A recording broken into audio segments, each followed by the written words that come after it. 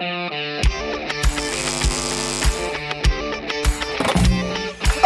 everybody, and welcome back to another episode of the Sports Analysts Podcast, where me and Jessa, we talk sports. Right, Jess? What are we doing? We're talking sports today. That's what we're doing. I will say, I'm pulling up my phone to confirm.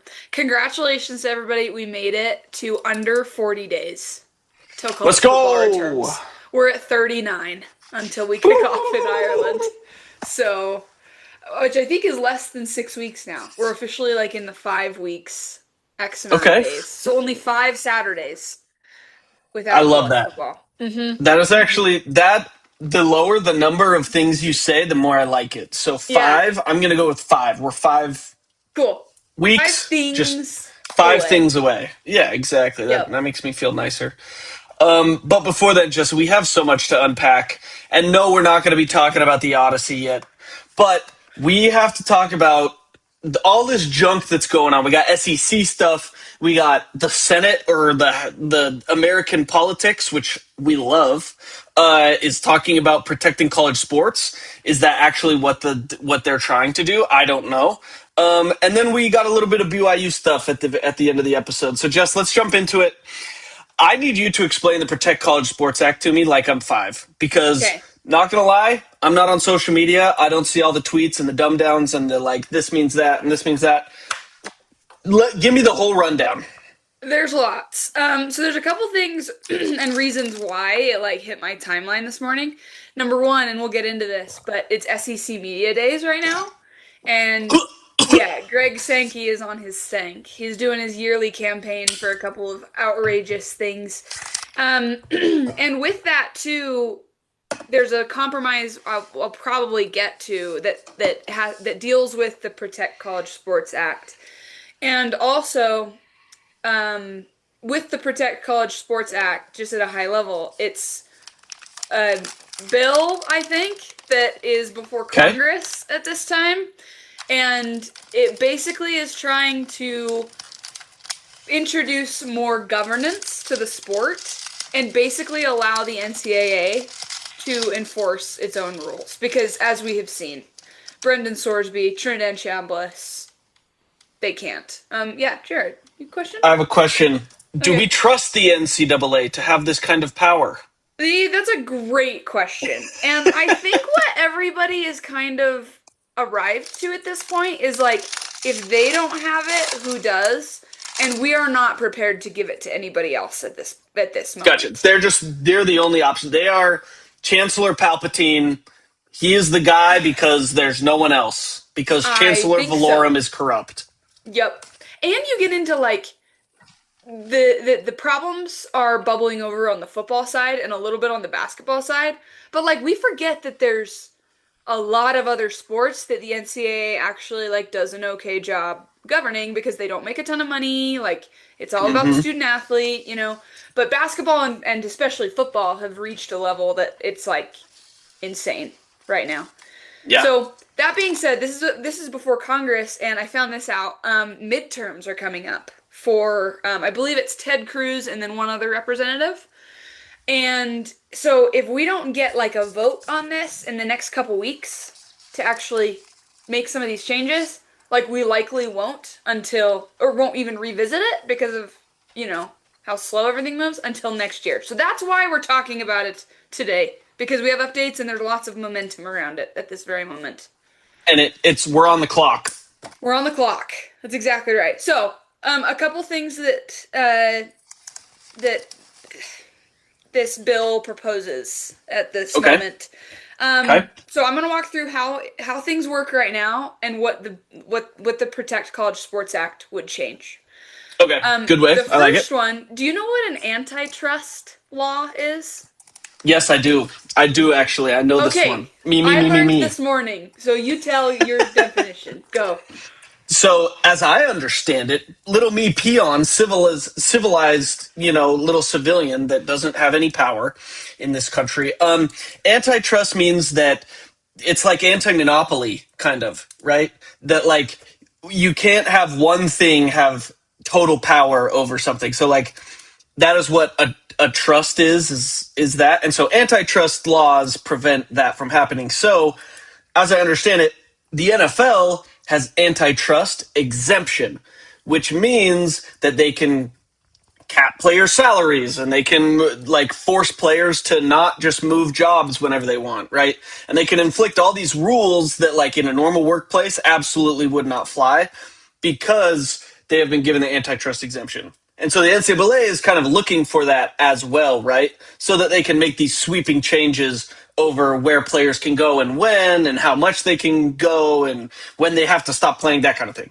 Yep, that's how I understand it too. It's basically a law or a set of laws to stop companies or entities or whatever to get together and control the market.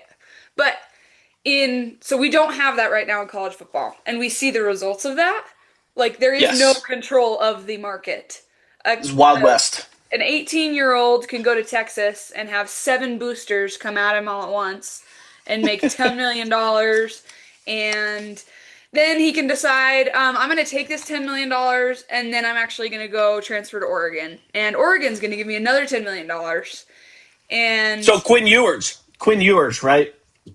Go to Ohio State, make $17 million, and then go to whatever, or $1.7 million, whatever. Yeah. You could see how everybody in college football is kind of under, this is the one thing that most ADs, schools, conference leaders agree on, is that we need some kind of system and rules. So and it's crazy that we don't have that. But so that's the first thing that would happen under this law. The second one is similar, but players can transfer anytime right now, right? We just talked about it. Of course. Anytime you can go to 6 different schools, and we see it happen. Protect College Sports Act would say you get 5 years to play, 5 years, essentially, and you can transfer once without penalty. That's the state of the law right now. Like, that's interesting. So technically, you could be a starter for 5 years in a row. Yeah, but I think so. But like you couldn't. So like if somebody is on the team but doesn't play 1 year, do they get 5 years after that, or does that count as a year of eligibility? Counts as a year of eligibility. There are 3 exceptions, and I believe it is missionary service or like religious service and military. And then there's one other one. Oh, maternity leave. Maternity leave for makes sense. Yeah, for having babies. So those are the 3 exceptions to where so BYU you can go on your mission and that not count against you. But yeah, to your point, I can not play for the first 2 years. Doesn't matter. I still only get 3 years. Interesting. So, yeah. So that's that's what's proposed right now. I do like the one transfer without penalty, though. Yes. I think, yes, you should be able to move if what you were sold on as a recruit wasn't promised or whatever. You should be able to move, but like we can't have you hopping around. If you're going to hop around, like you got to sit out a year or whatever, they determine. I like that. And I think that's where it sits right now. So. Okay. Right now, the NIL is run state by state. There's really no governance. Yeah. Right? And then the other thing is agents can do whatever the crap they want. There's no oversight, and they don't have to disclose how much money they're making, and so you have a lot of people jumping in and they're like, oh, I'm an agent now. I'm going to make a butt ton of money, get this kid signed for $1 million, and I'm going to take 500,000 of it, and it's like the Wild West. Right.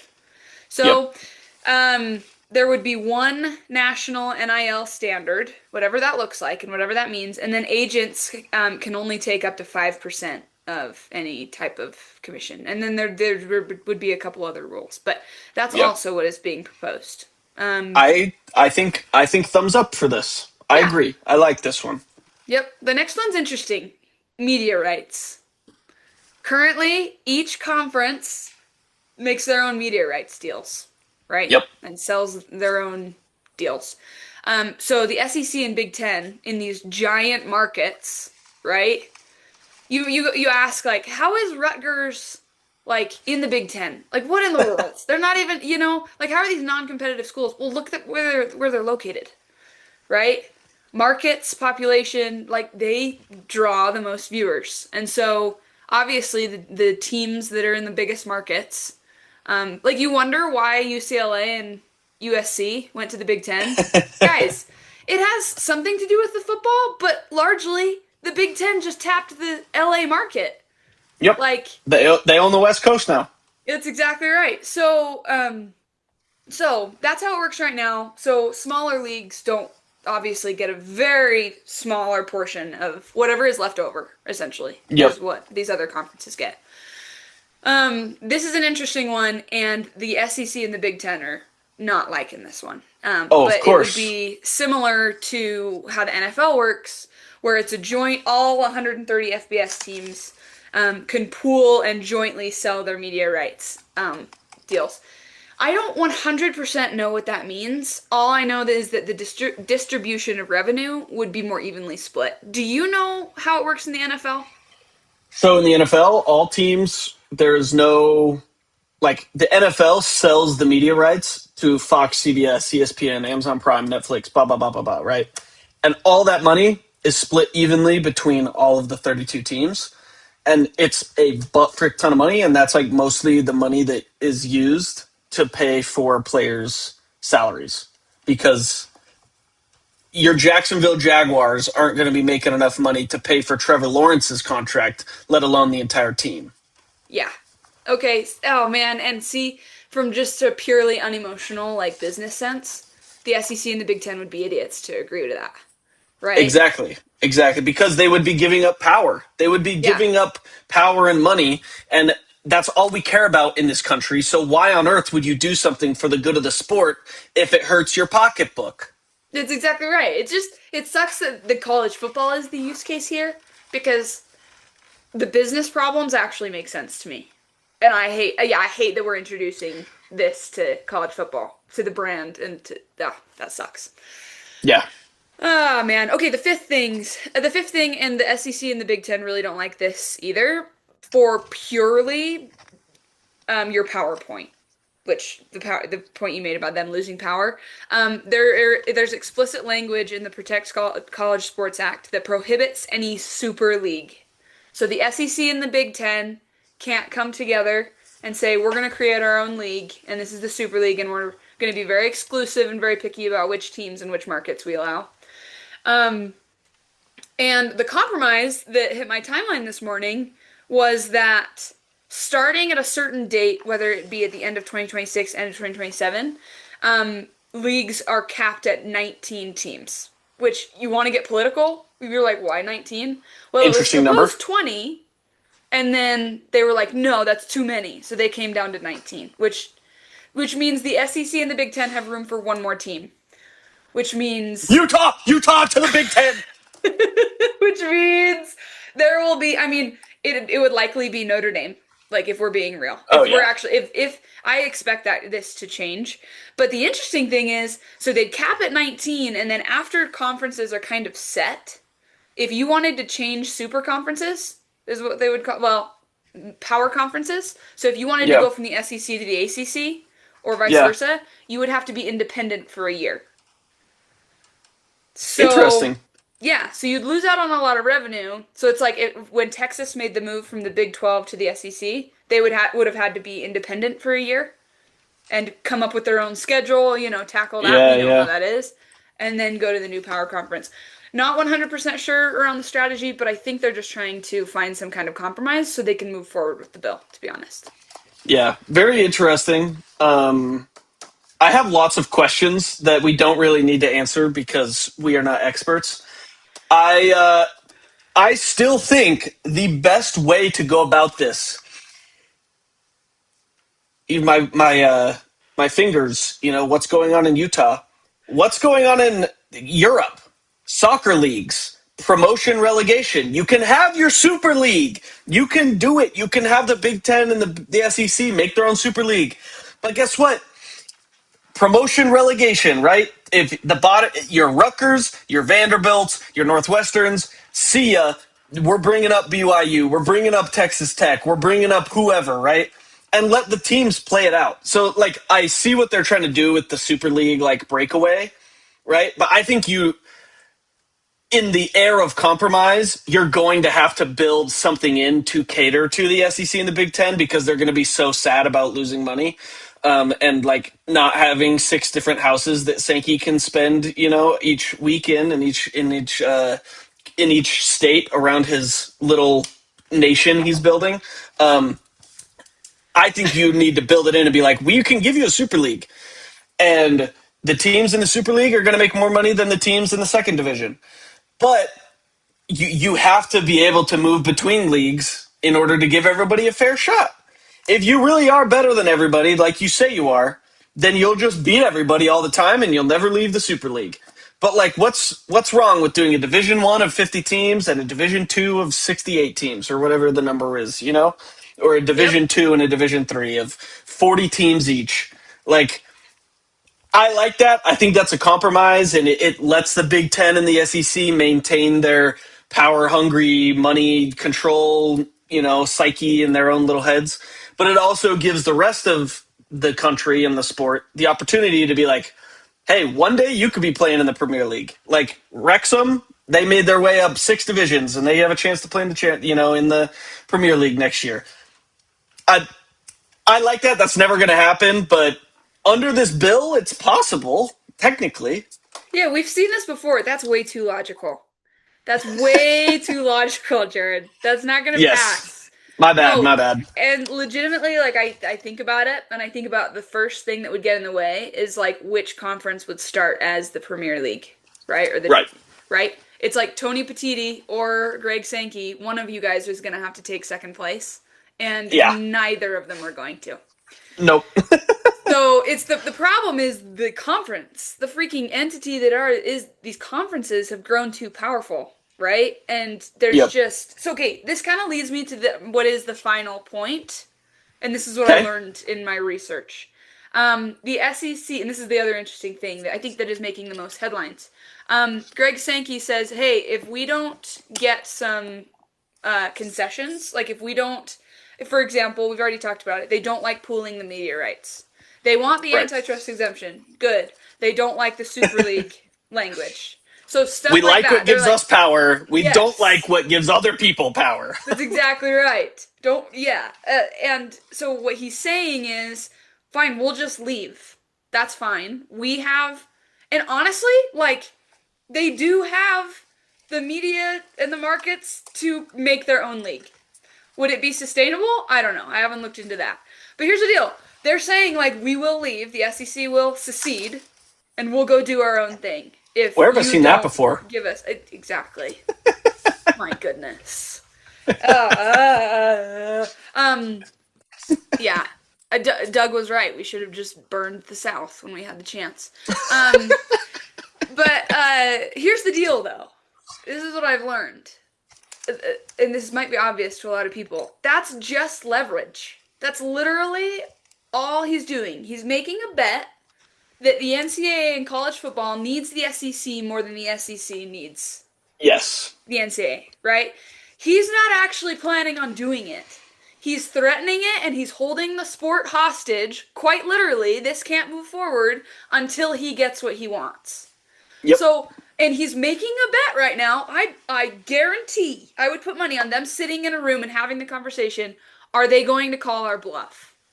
If we do this, if we say we're going to leave, are they going to call our bluff? And the answer and the consensus in that meeting is no. So I think we need to call their bluff and say, I'm totally with you. The NCAA is going to move forward with the Protect College Sports Act. If you don't want to be in the NCAA, leave.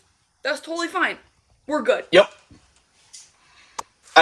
I don't think that is a win for either situation. I think the NCAA would suffer not having Alabama and Georgia and Florida and like Texas, these big brands. They'd be fine. I don't think the SEC is going to be able to sell, they might be fine. I don't think they're going to be making as much money as they are now, and I don't think the NCAA would make as much money as they could with the SEC. So, let's just do it. Let's do it. I'm down. Let's see how this plays out.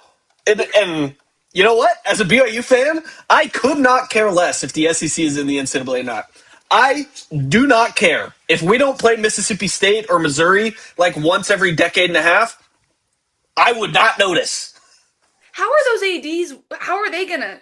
They're like, the only teams we beat are crappy teams from Right? the Mountain West. I can't schedule Utah State anymore. Yeah, dang it! What the freak? I have to go play the same 18 teams every single year, and you know that. Yeah, it's just okay. Yeah, it would get stale, is what I would say, and I wouldn't watch. I don't care. The only reason I'm watching Texas week 2, week 1, or whatever is because they're playing Ohio State. Let's be honest. Yep. If they're playing LSU, I don't care. I legitimately don't. That's probably a bad example because Lane Kiffin is interesting this year. If they're playing Alabama, I don't care. They're playing Georgia, don't care. Right. Legitimately. And I think we need to take that stand and say, hey, if you really believe that you are that powerful, like, go play, like, go take your ball and go home. Like, we have more balls in our ball bin, you know.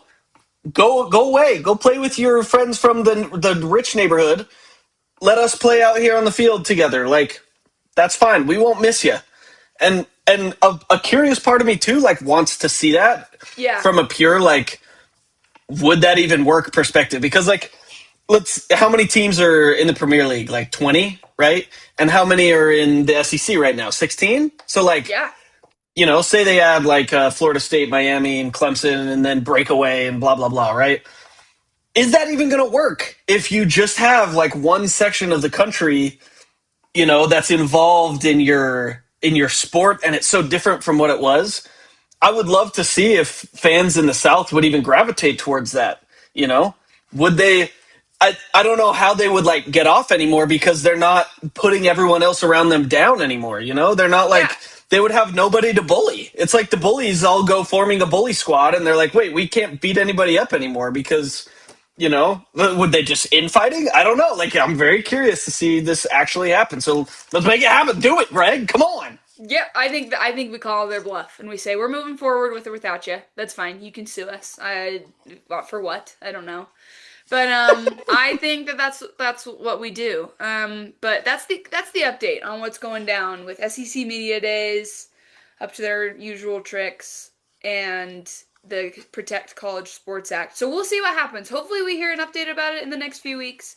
I mean, if I had to put money on it, then I would say that we probably give up as much ground as we need to move forward with the SEC. That's probably the most likely outcome. Or it stalls and we don't, and college football continues to be a lawless hellscape in many ways. That is where my money is, Jess. Okay, there you go. Nothing happens, nothing ever happens, and we just stay in this, exactly, just this nasty middle ground where there's no rules and nobody cares, but the SEC is making tons of money and just bullying everybody with this big, like, rock, just like, I'm going to hit you if you leave. Don't leave, I'm going to hit you. And then we all just sit here and let them do that to us. Yep. Yeah, that's probably the most likely. Ugh. Okay. Within all of that, there's, like, this little pocket that I'm really excited to actually start talking about in 5 weeks, which is, like, the actual game and, like, teams that play the game that are full of players. So I believe we have a couple topics specifically about BYU, right? We do. Right. This is a BYU Forward podcast, right? Mm-hmm. We should talk about them. We had a discussion in Sports Analysts today that was kind of about BYU competing with the big boys, and this was set off by Jacob's text. I just love this. I'm going to read it because there's people that listen to this podcast that aren't in Sports Analysts. Looking at you, Mom. Anyway, Jacob said, listen to an Australian podcast with Ohio State's punter from 2024 this morning. Parentheses, yes, I'm down that bad. I'm sorry, Jacob. We are trying.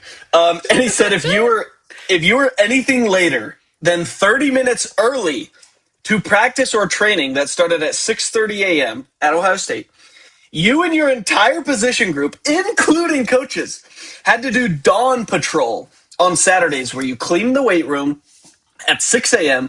and walk the indoor turf field and move white pieces of grass back to the white lines and green ones to the green lines. And then you do community service that day. And then you and your entire position group, including coaches, is kicked out of the locker room for 3 days, and you have to get dressed for practice in a closet under the stairs. All that for being 29 minutes early instead of 30 minutes early. Wild. That is, I mean, if that's not like the bar for greatness and excellence, like, I don't know what is, right? Like, that is the kind of level. I was talking to Kinley about this. Like, can you imagine the accountability that players hold themselves to? Like, and each other, right? Like, if it's just you having to run wind sprints, then it's like, whatever, like, I'll just suck it up, right? But if you know, like, your buddy is going to make you go through this hell for being 1 minute late, you're going to be like, I am picking you up an hour early, and we are getting there an hour early, son. Like, that is what it takes, I think. It is a microcosm of what it takes to be great. And this is coming from the punter on a team that won a national championship, right? Jessa, the question was asked. Actually, it wasn't the question asked. Jacob said Raider Demooney would faint, skull emoji. BYU is decades away from that kind of excellence-only culture. And I totally agree. Like, everything that I've heard about the BYU football program is like, we are nowhere even close to this, right? So, yeah. Jessa, is it possible to BYU to ever be on this level to compete? Are we on the right track? What is, like, yeah. The way it seems for me is it's like we're running a marathon and we just saw what their pace was, and we did our first mile, or we did like our first 3 steps in that time. You know what I mean? Yeah. Like, how do you see this? I'm getting on the phone with the Board of Trustees and Brian Santiago. 2 very different phone calls, by the way. And I'm saying, like, what do you want from BYU football? Like, do you want to, because I think we've shown that, like, we want to be a national brand. We want to do well on the national stage to kind of aid in the missionary efforts, right? And then also, like, striving for excellence is a righteous goal, right? To be good at whatever, as long as you have your priorities straight, is good, right? Yeah. But here's the deal. So the minute that phone call goes to, we want to be national champions, oh boy, you'd better be ready to do some crap like that. To say, like, are we on the right track? I mean, let's throw back to 2016, 2017. That was all we heard. The only thing we heard out of camp at any time was love and learn. I'm pretty sure that they were, like, hugging each other and practicing positive affirmations and practice. And then that's the outcome we got, right? And so, and then look at where we are now. It's still, love and learn is still said at times, but then you have Kalani being like, nah, we're going, like, harder at practice than we are in games, right? And so I'm not saying that our culture is anywhere near where it needs to be. We are trending upwards. Until BYU decides they want to win a national championship, no, our culture will not get to those levels. That's how I feel. Yeah, I agree, Jess. I think I'm right with you. The kind of like where I was saying, going with my marathon, like, we have a marathon to run and we've taken 3 steps. Like, that's what it feels like, right? We are moving in the right direction. I totally agree. If we're in the middle and we're either moving towards it or away from it, we're moving towards it. We are moving in the right direction. Yeah, we registered for the marathon and got accepted. That's cool. Boom.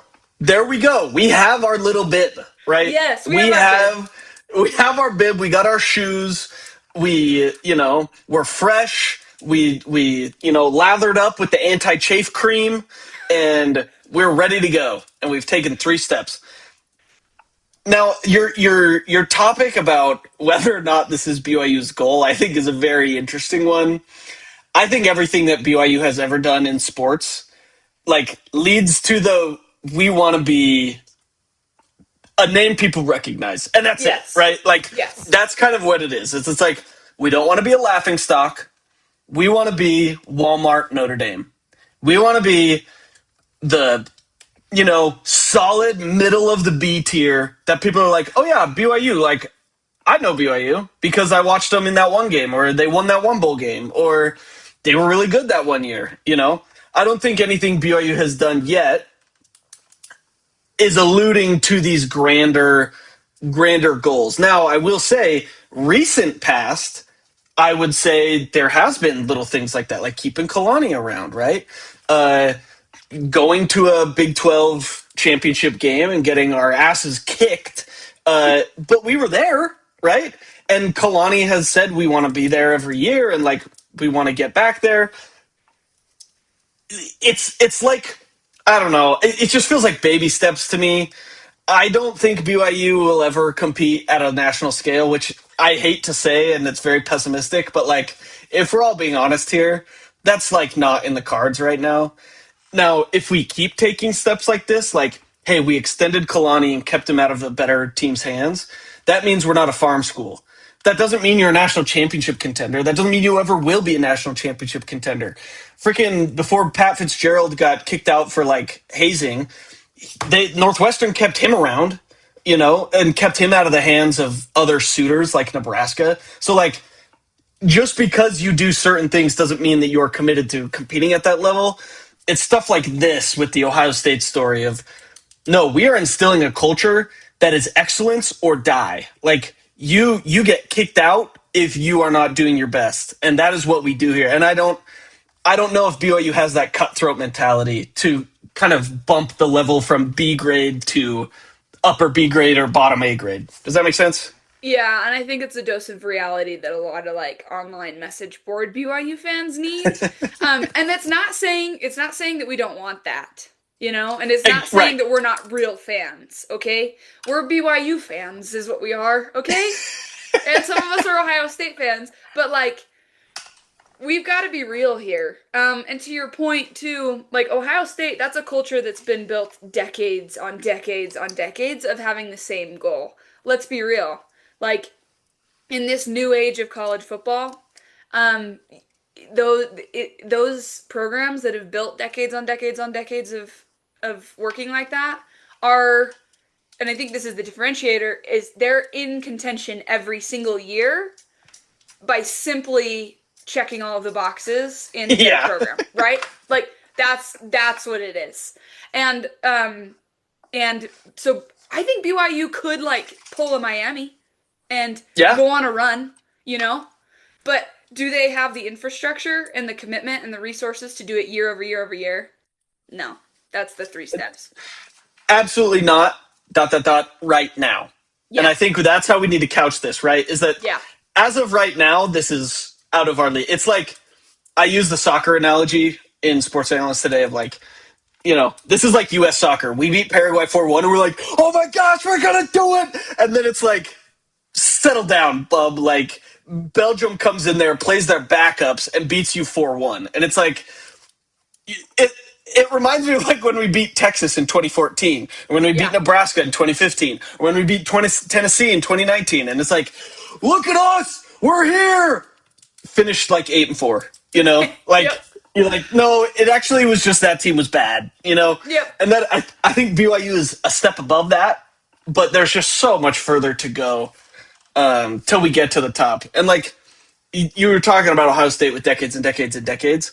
Like, think of Ohio State's like grandfather, right? Of like Woody Hayes. Like, Woody Hayes was the guy that came into Ohio State, mind you, 1960 or whatever. Like, this is 100 years ago to us, like grandpa was being born, and he built that program into, like, he set the foundation for what that program was.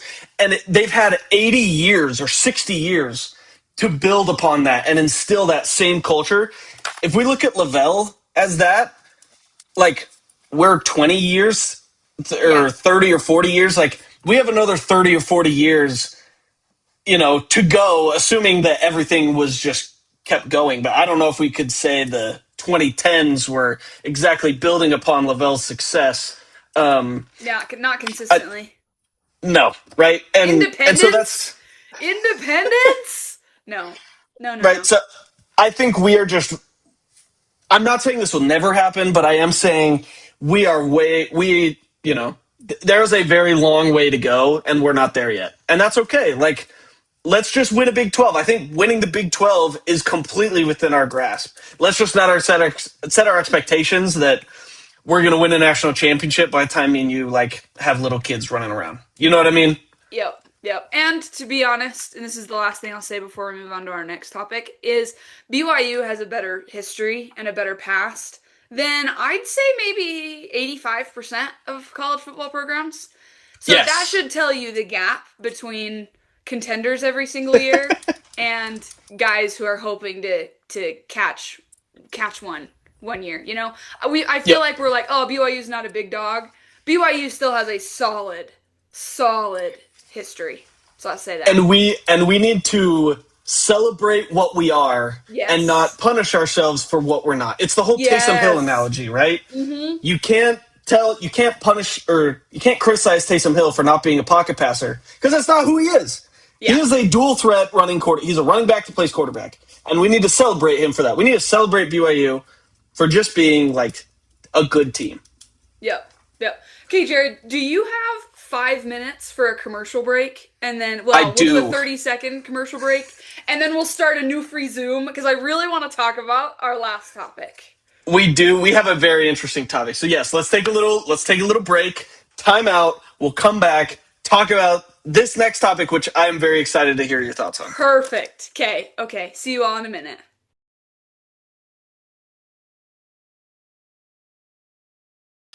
All right, Jessa, we're back from our commercial break, sponsored by. Actually, it's not sponsored. It's redacted, obviously, by the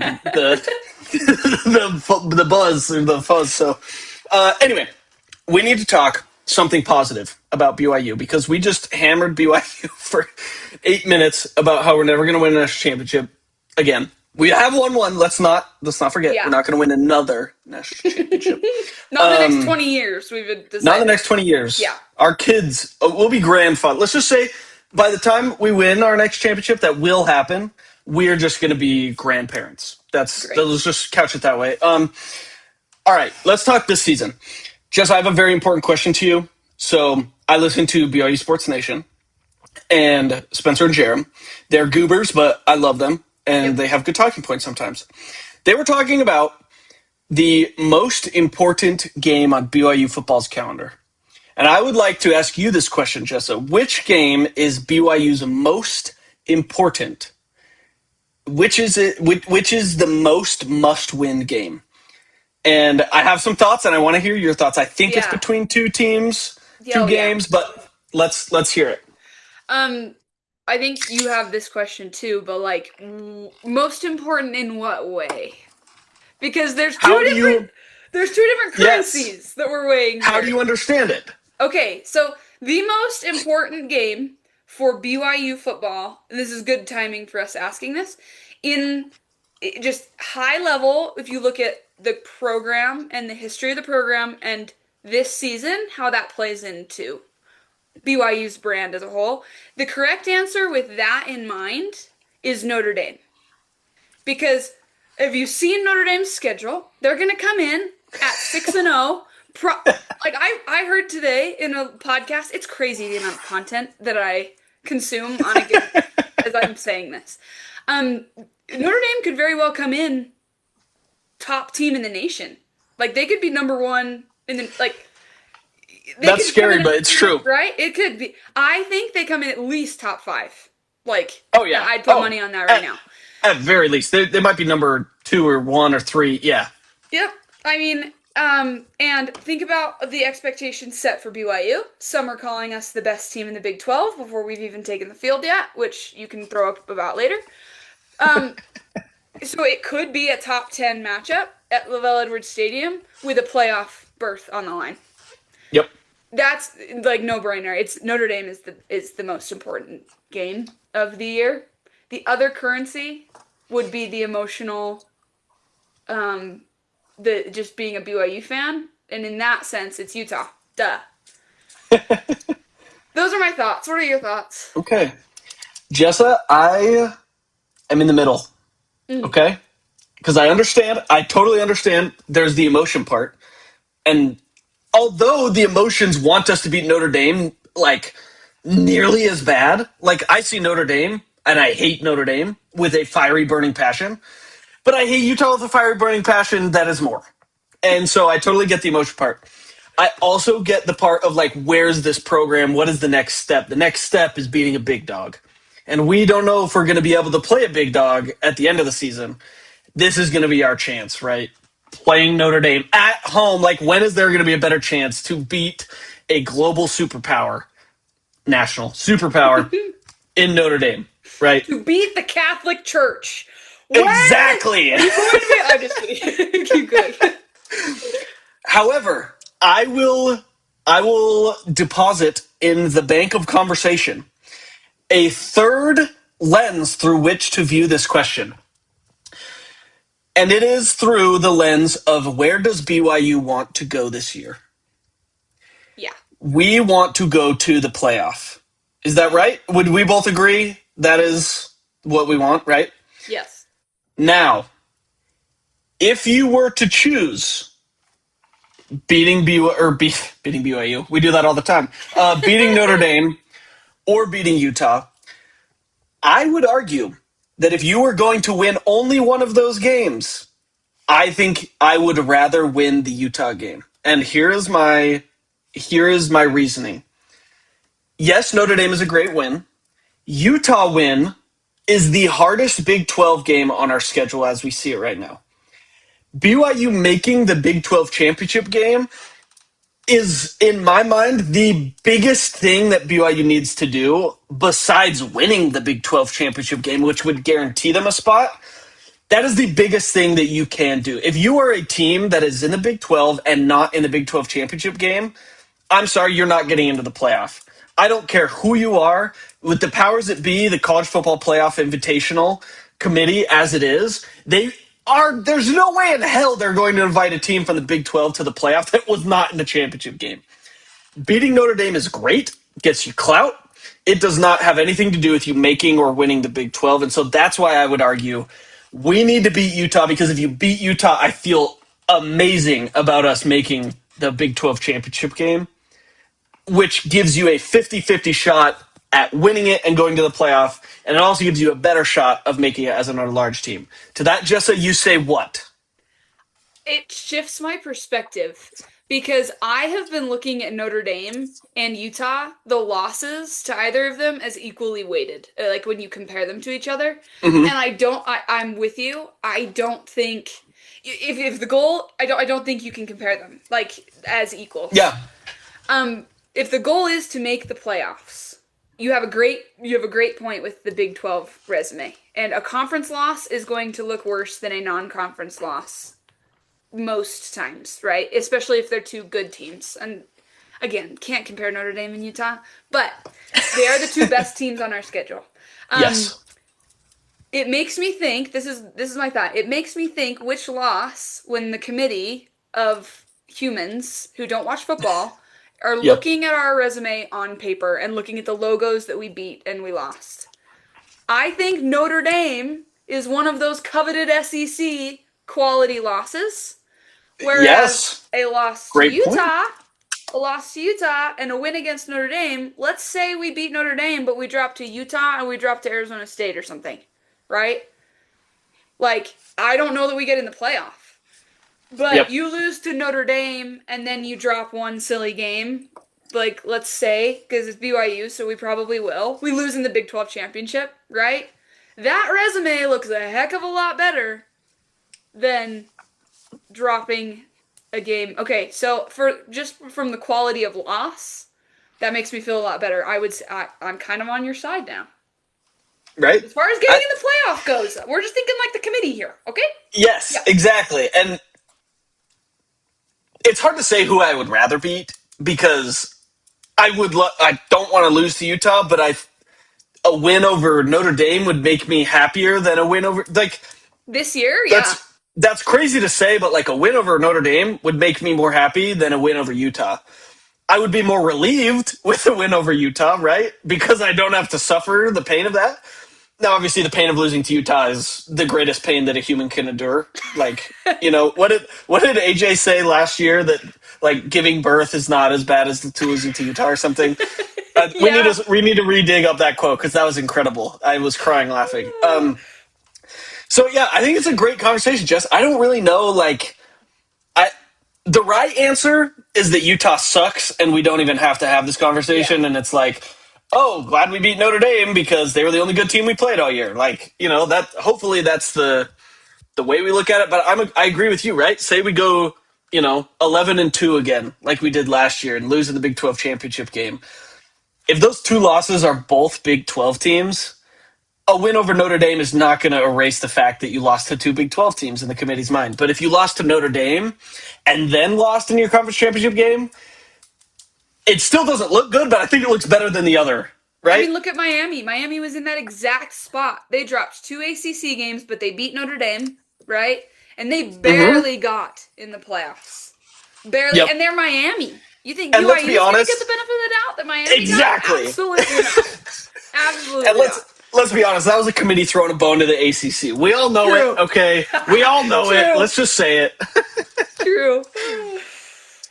Yeah. Very, very, very interesting. Okay, to expand this, since we have the extra time of the commercial break, what is the next most important game? Now, take away Notre Dame, take away Utah. I mean, we're talking about losses, so I don't want to ask the question, like, who else can you lose to on the schedule? Because I don't think you really can. But, like, what is the game that BYU has to win this game, or else their conference, the playoff chances are over? I would say so when you said, like, the most important game, I think a must-win is against Arizona, week 2. But it's early enough in the year, though, that I think you can get away with losing that game. And, like, Arizona's got some hype around them right now. So, that came to mind first, but it's got to be something later in the year. Like, when do we play Arizona State? October 31st. Dude. October and November are going to be... oh my gosh, we're not getting out of that alive. We don't have... And we get no bye week, yes. Oh! We don't have a bye week. We have a bye week on week 1 and week 11. This is going to be crazy. Oh, gosh. Yeah, I don't know. Does a game come to mind for you? I also thought Arizona for a different reason. Like, you have to set the tone. I think if BYU loses to Arizona early, then buttholes get tight and it's, we can't lose this game, we can't lose this game, we can't lose this game, and you're not actually thinking about going out and winning, right? It's like, we can't lose because then we're going to be out, So I think that, like, has a say of, like, you need to set that tone. I also think, and this is kind of crazy, but, like, Kansas and Cincinnati at the end of the season, like, remember what BYU did against UCF when they were down 14-0 at the end of the first quarter? Yeah. We won that game. I can't even remember. What is it, 35-14 or something? Like, yeah. We won, and it wasn't really close, but it was so disgusting at the beginning that we were like, wow, that sucked. I think that really had a thing to do with the committee and their mindset. Like, they saw that and said BYU is weak, Like, none of them watch games, but I bet you they checked their score and were just like, what the, you see this? Like, while they're at the women's volleyball game that morning for their school that they work full-time for. We're not going to get into that. So I think you have to, say you lose to Notre Dame, but you beat Utah. You need to finish the season strong to show, like, no matter what, this is a team that, for better or for worse, is better than the rest of the Big 12. You need to put that in the committee's mind that this isn't a Big 12 team. This is a team that walked through the Big 12. This is going to be an Oklahoma situation or a Texas. Texas never did that. Oklahoma situation, right? Of this team is so much better than their opposition that they deserve to have a chance to play better opposition. You know what I mean? Yeah, totally. Yep. So, I don't know.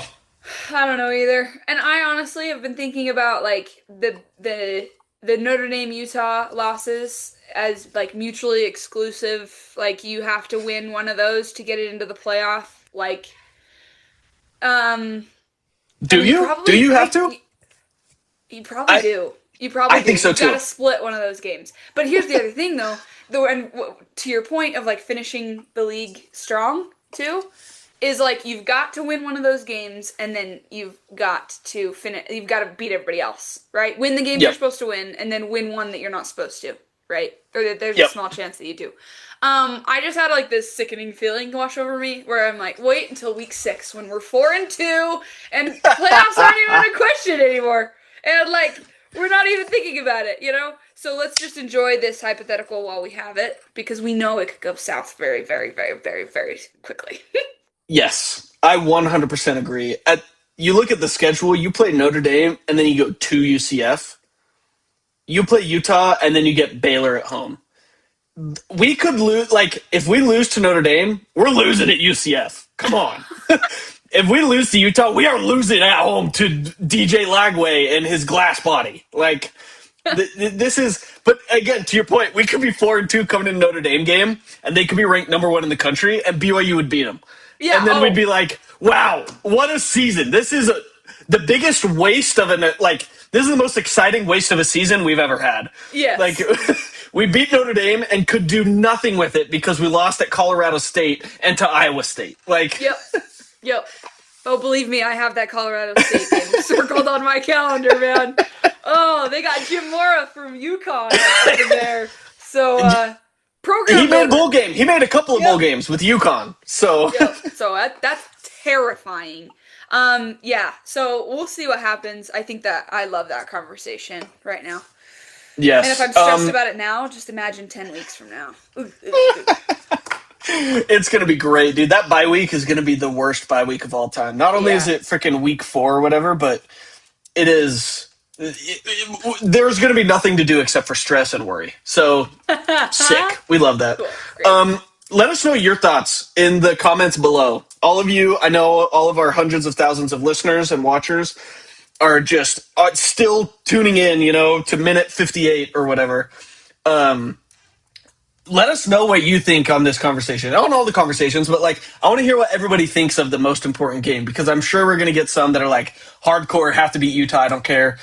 But I would love to know who the people are that are the Notre Dame, I would rather beat Notre Dame. I want to hear this, and I want to have a bigger discussion about this. So get us started in the comments, and then we'll get back to you on next episode and send in sports analysts and stuff. Jessa, this is weird. We actually have time at the end of a show. Because the commercial don't know break. how to end. We're usually cut off. I know, right? Do you have any other thoughts? Any other college football thoughts you need to get off your chest? Not at this moment. I'm sure once another 7 days rolls around, we'll have plenty, knowing how much content I consume for everybody. So. Oh yeah, no, it's perfect, Jess. We love it. All right, we will see you guys next week, probably on Wednesday. I have no idea, but we will see you then. Peace out. See ya.